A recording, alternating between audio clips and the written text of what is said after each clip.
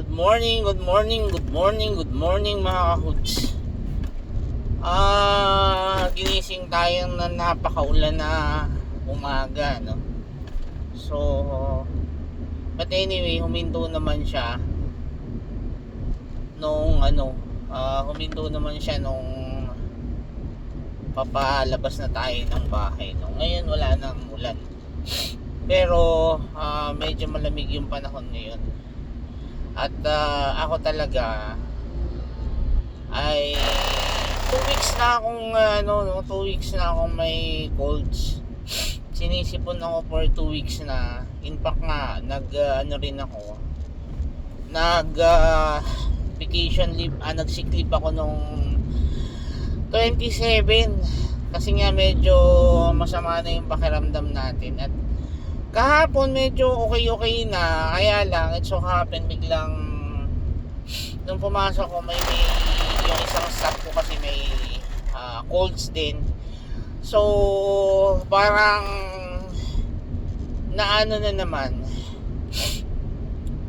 anong tawag doon, parang nadagdagan uli yung virus ko sa katawan. So parang kanina medyo masama yung pakiramdam ko. In fact nga, parang hindi sana ako papasok sa trabaho ngayon. But anyway, meron pa kasi rin akong sa under sick leave, meron pa akong hindi nagagamit na 4.5. 2.5 lang out of 7, no? May 4.5 pa akong natitira. Papagas lang tayo saglit.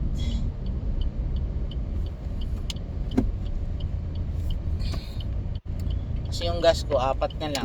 Anyway, marami pa naman yan. Aabot pa yan hanggang Wednesday next week. Kaya lang mas mabuti na yung nakakasigurado tayo. Taas pala ng gas, 53.40.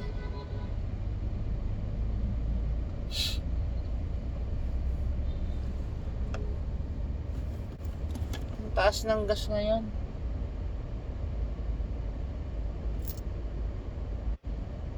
Nag 49.95 yan actually before eh. Kaya lang ngayon na naman 53.40. Ang premium nila is 53.50. 10 centavos lang ang difference. Diba OA? But anyway, wala man tayong choice. Ayoko naman mag-alanganin yung gas ko. So papapull tank na lang tayo.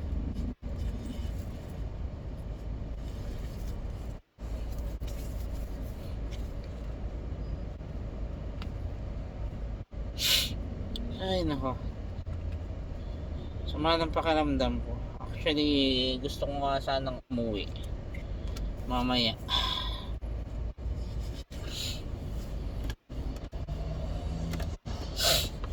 Ay nako.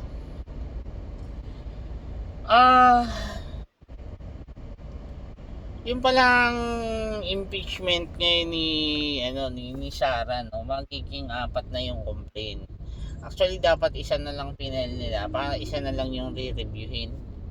I don't know kung bakit kailangan gawing 4 pa. But anyway, ako kasi personally hindi ako naniniwala na kung batas ng pagbabatayan mo ay magiging guilty si Sara Duterte. Kasi iba yung naniniwala tayo na guilty siya, at iba yung sinasabi ng batas. Ang batas kasi is supposed to be ay without a doubt ay guilty siya. Dapat ganun. And for me, since nga yan ay hindi pa naman final yung verdict sa kanya, hindi yun final eh. Kasi nga under disallowance pa lang kasi siya, so hindi siya final. Kaya nga I highly doubt kung sa pagbabas yan. Wait lang.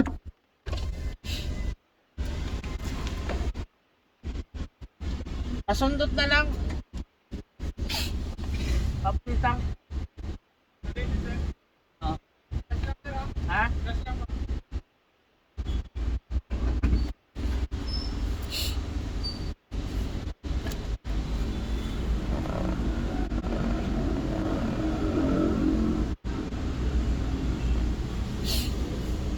ko lang alam kung may diesel ba na Ertiga.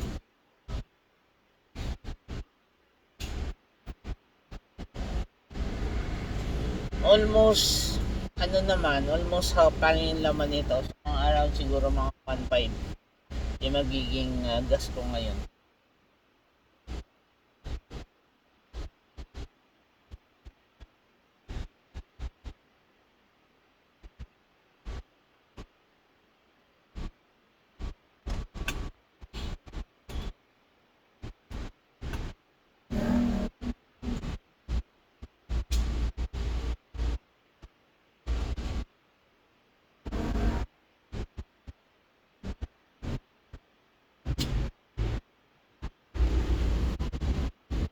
Parang hindi aabot na 1.5. 1.2 pa lang na-click. Puno na.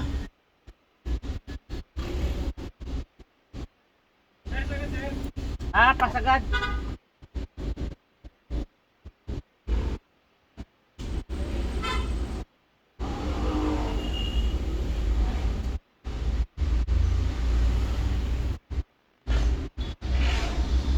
Ang alam ko bumaba ang gas eh. Bakit ang taas pa rin?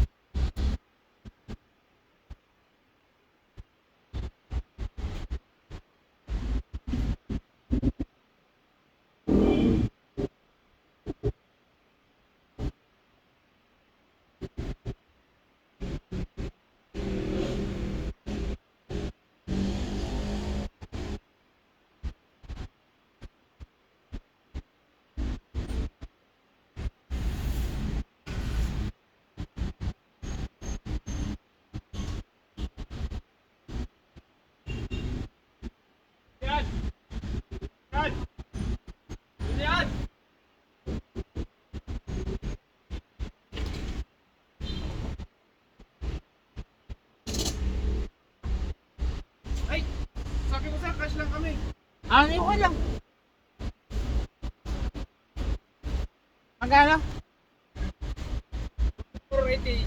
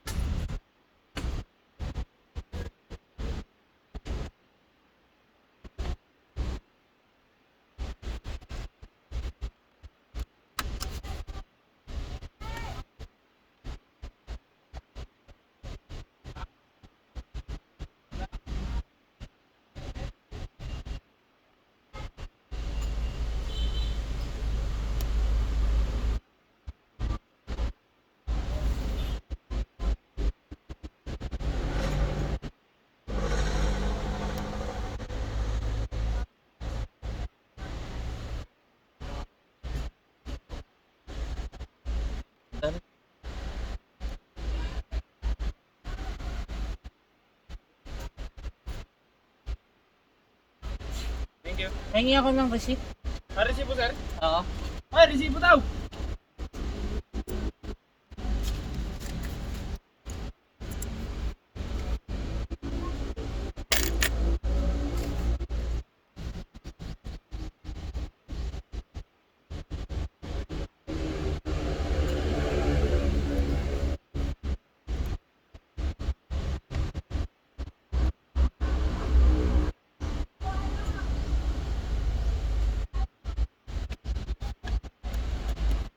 Dami kong coins dito ah.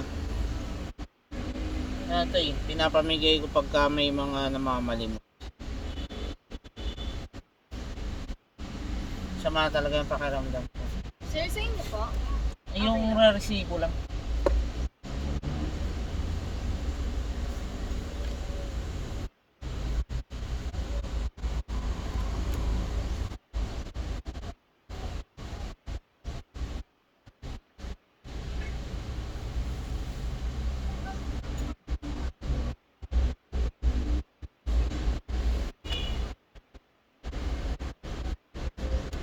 Yo.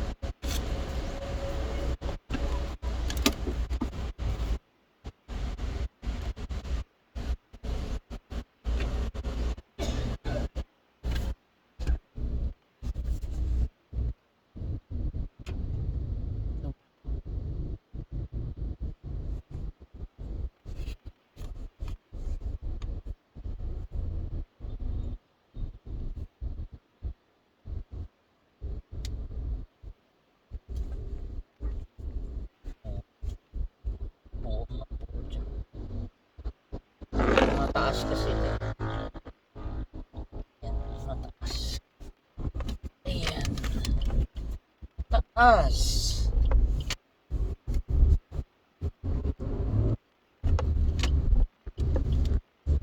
Taas. So, may complaint ng impeachment si Sara Duterte. At ako talaga, personally, kung batas ang gagamitin mo, ay, for me, ano siya, immature. Diba? Or, hindi immature, premature. Premature yung, kung batas ang pagbabatayan natin because disallowance pa lang yun. Anytime na niya yun na tama. Kasi maraming pwedeng gawing alibay. Pwede niyang sabihin kasi, since yun ay confidential funds, pwede niya kasing sabihin na aliases lang yung ginagamit namin. Kasi, that's one way of protecting the identity of the informants, diba? Pwede niya kasing sabihin yun. So, kaya sinasabi ko, medyo yung impeachment, ang babatayan may batas, ay premature yun. Hindi pa siya dapat na, for me hindi siya guilty kung batas ang pagbabatayan natin. Kaya lang, kung mapapansin natin, even if may hindi ganun kalakas pa yung proof na nakuha nila, still, gusto nilang i-file yung impeachment kay Sara simply because yung impeachment trial kasi is political political in nature, meaning regardless whether guilty siya or not guilty, pagbabasehan nun kung ano ang sinabi ng mga ang verdict ng senator kahit hindi naman yun totoo kasi political nga siya. Basta pinush siya ng nakaupo kasi 'di ba na-experience na natin yan so many times, 'di ba? Ay Corona, kay ERAP, sino pa ba? Basta yun yung natatandaan kong dalawa na nag-subject kasi hindi si iba kasi yung kay Chief Justice yung babae si Reno, iba yung co-warrant ang ginamit naman doon, hindi naman yun impeachment. So kahit yun ay mahina pa yung kaso at kung sa korte ay hindi yung tatayo, since nga yun ay politically motivated and political in nature, kahit hindi yun guilty, pag sinabi ng mga senators na guilty yun, ay mako-convict yun si Sara. Mako-convict yun si Sara. At may nadisgrasya na namang motorista. Mako-convict yun si Sara kahit pa hindi matibay yung evidences, kahit matibay pa yun, kahit hindi matibay kasi nga political yun pagka sinabi ng presidente, which is kahit sabihin kasing paulit-ulit ni Bongbong Marcos na hindi siya nag-agree doon sa impeachment na yon, iba kasi yung body language, iba din yung sinasabi ng bibig kasi duwag nga si kung mapapansin nyo, duwag kasi si Bongbong Marcos, duwag yun diba? Takot yun kay Sara. Kung ako ang tatanungin nyo, takot yung kay Sara, duwag yun. Kaya nga lang yung ginagamitan niya na lang ng ibang tactics yung ginagamit niya. So instead na, diba, kung may ganito lang naman kasimple yan kung alam mo na bobo ka, may mas matalino sa'yo, gamitin mo yung mas matalino sa'yo, nakapanalig mo, diba? Kung mas matalino siya, gamitin mo siya. Yun kasi ang isang pwedeng gawin ng isang leader, no? Just like me. kung may makikita ako tong isang magaling na tao ko, yun ang pagtatrabahuhin ko doon sa expertise niya na hindi ko expertise. That way, magamit ko yung strength niya. Ganun lang naman yun. So, I feel ganun yung sitwasyon ngayon ni Bongbong Marcos. Takot yan kay Sara Duterte. Kaya ang ginagamit niya, probably, ito si Romualdez. Kasi si Romualdez, may benefits din yan sa kanya. Bakit? Aiming siya for presidency. Diba? Gusto niya maging president someday. Although mababa yung mababa yung ratings niya even yung survey ng kanilang acceptance ba yun? 'Di ba? Or approval ratings nila sa doon sa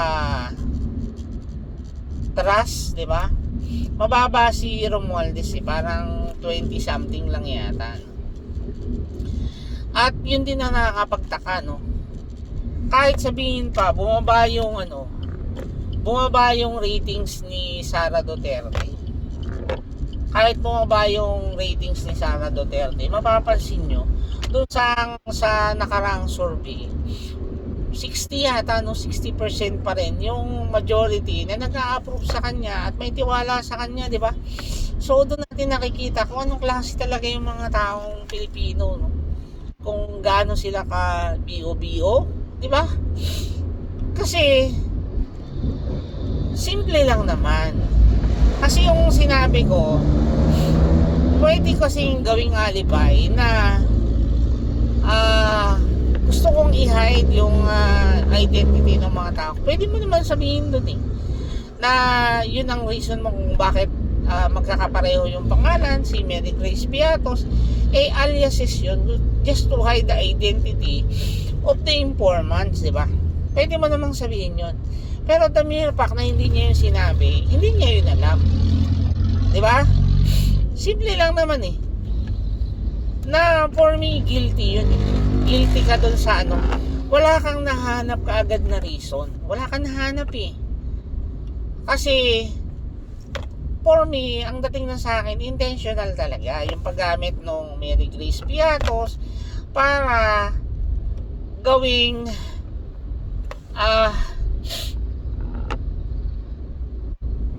para i-liquidate yung yung mga expenses nila doon, di ba? O mapapansin mo, totoo na for me, totoo, naniniwala ako na winaldas niya yung pera ng confidential funds, di ba? Winaldas talaga niya yun, naniniwala ako doon kasi kung hindi niya yun winaldas, simple lang naman sasabihin ko, tama yan, si Mary Grace Piatos na yan, hindi yan nag-i-exist. Sasabihin ko na si Mary Grace Piatos ay ginamit ko as aliases to hide the identity of my informants. Ganun lang sasabihin ko, diba? At lusot yun. For me, it's acceptable yun. Ba't naman yung isang tao na informants ko ay pagdating pala ng mga investigation na ganyan ay i-divulge ko yung identity niya, diba? Di wala nang mag-i-informants under confidential fund kung ganun ang mangyayari, diba? Wala na, malaking kapupuhan na yung magiging informants ako. Yun ngayon, kung bigyan mo ako ng 2 milyon, tapos ang binigay kong information sa'yo ay dahil sa binigay kong information ng isang drug syndicate, yung head nila, di papatayin nun ako. Ano na yung 2 million na binigay mo sa akin, diba? Useless. Mamamatay din lang ako, diba? Kasi i-divulge mo yung pangalan ko later on So ganun lang naman dapat kasimple yun na inalibay nun ni Sara Duterte. Kaya nga lang, yun naniniwala ko wala talaga siyang utak.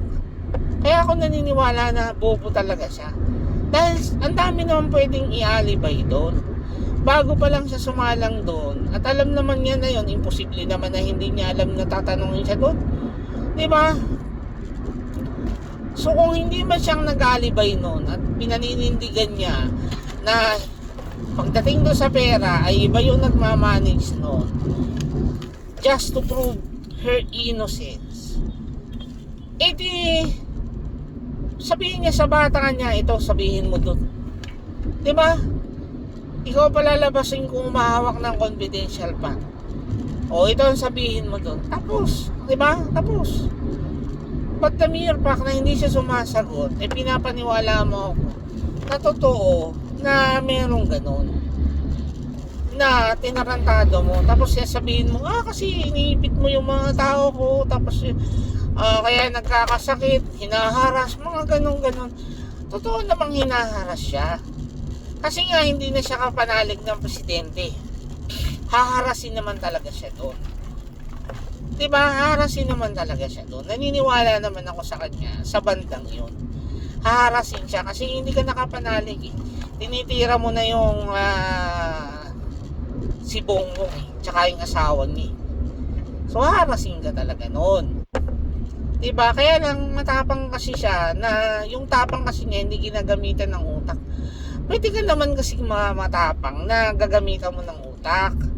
Hindi naman bawal yung pagiging matapang na matalino, di ba? Kesa sa matapang na bobo, yung kasi sa kanya, ang dating sa akin matapang siyang bobo. Di ba? Kasi kahit anong gawin mo, edi sagutin mo na lang kung anong binabato sa'yo. Ang dami namang alibay eh. Pwede mong gawin eh. Kaya lang, the mere fact na hindi pumasok sa isip mo yun, edi ibig sabihin, hindi mo talaga alam. Di ba? Tsaka nakita mo sa kanya, yung pagiging abogado niya, na wala eh. Diba? Wala akong masense na based doon sa sa sagot-sagot niya doon. Hindi ko siya maramdaman na abogado talaga. Hindi talaga. Subo talaga. And I don't know, yung 60% kasi kung tama ang pagkaka-recall ko. 60% ng mga tao ay naniniwala na si Sarah na mapapagkatiwalaan pa rin. 'Di ba? So yung acceptance ng tao ang taas. Ang taas pa rin kahit despite of everything na lumabas dun. Na nakita yung katangahan. 'Di ba? Lumalabas pa rin yung mga tao naniniwala. At feeling ko kung mangyayari yung election ngayon, ay mananalo pa yan eh. Feeling ko, mananalo pa yan. Siya pa rin ang man to beat. 'Di ba? Siya pa rin yung kailangan talunin sa ngayon. Wala pa akong nakikita na ilalaban sa kanya na ganong kataas yung ratings. Wala pa. So unfortunately, yun ang malaking problema.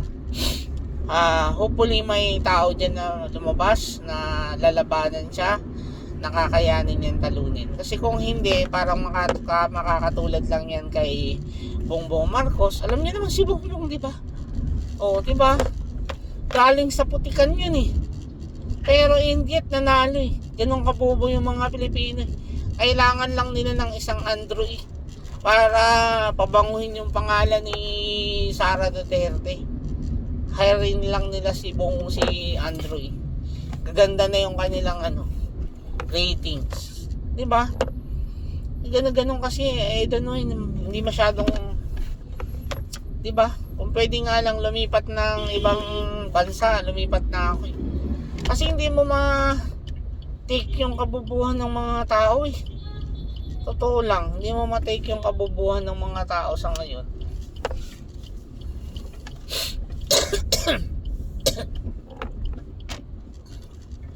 Ano pa ba pwede natin pag-usapan? Malapit na ako. Ang bilis lang ng oras. Ang bilis lang ng 8:13 pa lang ngayon. Wala kasing sasakyan, so ang bilis lang mag-drive. Hopefully ganito pa rin hanggang next week. Sana ganito pa rin next week. Pero definitely hindi na kasi nakabalik na ng Manila yung mga tao.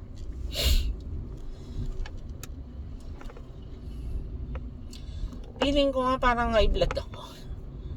Feeling ko para akong high blood. Bukod sa masama kasi yung pakiramdam ko, masakit ulo ko. Kung hindi nga lang maraming trabaho ngayon, hindi ako papasok. Ang dami kasi, ang daming pending. Tapos inaalalayan ko pa yung isang staff ko mahirap magturo eh. Alam mo yun, ang pinakaayaw ko talaga yung magturo sa slow. Ayaw ko talaga magturo sa slow kasi nga ang hirap, totoo lang.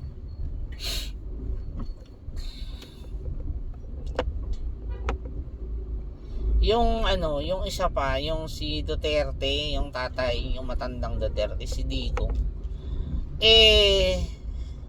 Normal naman, no? Abogado naman siya. Dati naman siyang prosecutor. Nagano siya volunteer siya na maging ng anak niya, isa sa lawyer ng mga anak niya. Pwede naman niya yung gawin. Kaya lang, ako nga, paulit-ulit ko sinasabi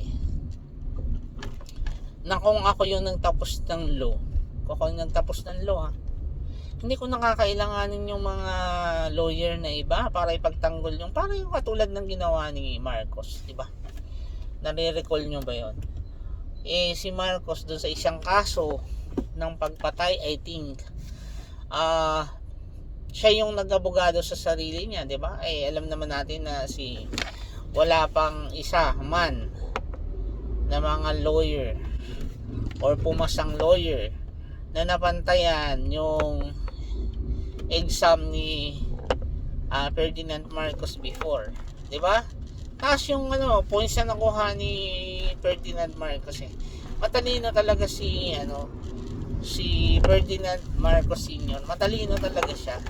Si Bongbong kasi nga, di ba, na picture ko na dito sa vlog ko, na picture ko na yung according to science, yung talino ng isang bata ay nakukuha niya sa kanyang nanay. Yun ang sabi ng science. At ako naniniwala ako may proof kung akong babatayan ko yun sa akin, di ba? Na-mention ko na rin yan. At si Bongbong Marcos ay mana sa ina niya. Di ba? Alam niyo naman si Imelda ganda lang talaga yun. Di ba? Ganda lang talaga si Imelda, pero yung utak nun mahina. Di ba? Yung ganda niya, ginagamit niya yun to manipulate others, di ba? To manipulate others kasi ang dami-dami ring issue nun di ba? Yung isang singer na binawalan ni Ferdinand Marcos na makadalaw na dito sa Pilipinas kasi nga patay na patay si Imelda doon. Di ba? Hindi naman pwedeng bitawan ni Ferdinand Marcos dahil maganda si First Lady dati, former First Lady Imelda Marcos, di ba? Maganda. In fact nga, parang ginagamit niya yung beauty niya para sa mga iba't ibang mga pinuno ng bansa nun, di ba? In a good way na makakuha ng investment, mga ganun, di ba? So doon nagmana si Bongbong Marcos sa nanay niya, di ba? Mahina ulo. Di ba? Mahina ulo. Kaya lang yung pictures ni Bongbong nakuha niya sa tatay niya, di ba? Kamukha naman siya ni Ferdinand Marcos Sr. Di ba? Pero yung brain, yun ang nakakalungkot dahil madalino yung tatay niya tapos siya ay bio-bio. Di ba? Tingnan mo nga ngayon hindi mo maintindihan yung mga clips na sabi niya buti na lang yung sa isang interview niya na yung baha, di ba? Sabi niya buti na lang nakapag-ani na yung taga doon sa kanila. So he's referring to Ilocos. Nakapag-ani na daw kahit katatanim pa lang. Di ba naman nakita niyo ba yung clips na yun? Kakatatanim pa lang daw nakapag-ani na.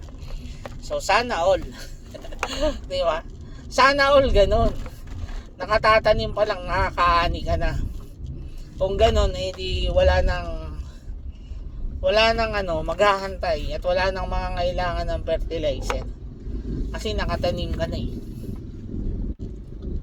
Di ba ang dami niyang katangahan na ganun But anyway, buhay niya yun, hayaan mo na siya.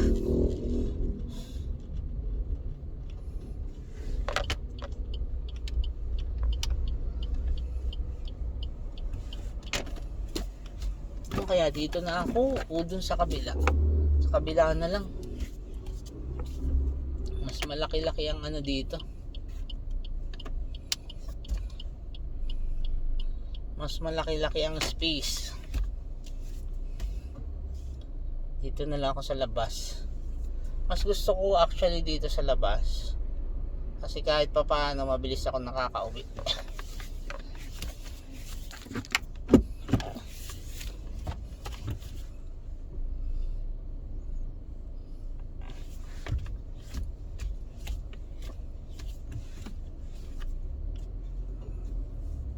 Kaysa sa loob ako. Mas mahirap umano sa loob. So dito nila ako sa labas. Bibigyan ko lang to ng konting ano.